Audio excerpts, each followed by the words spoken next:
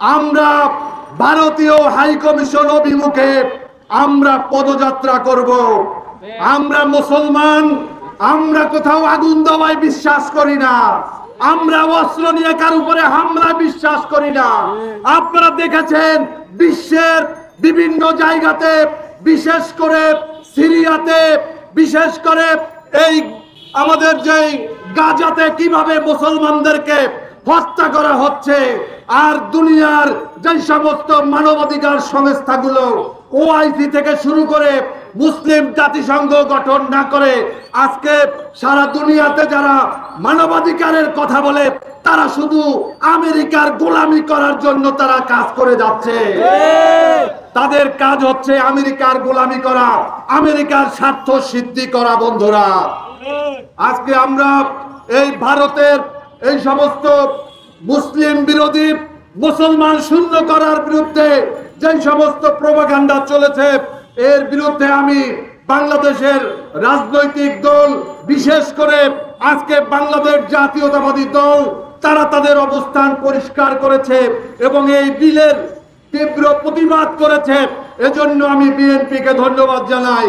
আমি ধন্যবাদ জানাই বাংলাদেশ জামাত ইসলামীকে।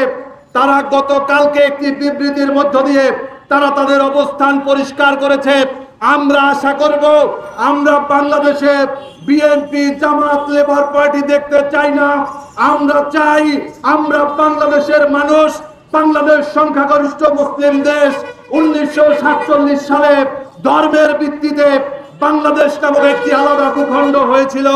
মুসলিম জাতিসত্তাকে সামনে নিয়ে আমরা বাংলাদেশের জনগণ একই কণ্ঠে কণ্ঠ মিলিয়ে লক্ষ কোটি মানুষের একটাই আওয়াজ ভারতকে দিতে চাই।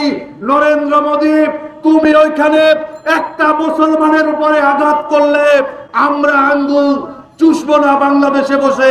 আমরা তোমার এই তক্তের তাউজকে খান খান করার জন্য বিশ্বের যে সমস্ত গণতন্ত্রকামী, বিশ্বের যে সমস্ত মানবতা পক্ষের শক্তি আছে তাদের দিকেও আমরা হাত তুলে দাঁড়াবো তাদের হস্তক্ষেপের জন্য। আপনারা দেখেছেন ভারত আজকে বন্ধুহীন একটি রাষ্ট্র। ভারতের সাথে আজকে শ্রীলঙ্কার সম্পর্ক নেই, ভারতের সাথে নেপালের সম্পর্ক নেই, মালদ্বীপের সম্পর্ক নেই, পাকিস্তানের সাথে সম্পর্ক নেই। বাংলাদেশে তারা একটা পুতুল সরকার তারা তৈরি করেছিল, খুনি হাসিনার সরকার। সেই সরকারও বিগত 5 তারিখে বাংলাদেশ থেকে পালিয়ে যেতে বাধ্য হয়েছে ছাত্র জনতার গণ অভ্যুত্থানের মধ্য দিয়ে। আজকে ডক্টর মোহাম্মদ ইউনূস, আপনাকে বলতে চাই, আপনার উপর আমাদের পূর্ণ আস্থা এবং আপনার উপর আমাদের সমর্থন রয়েছে।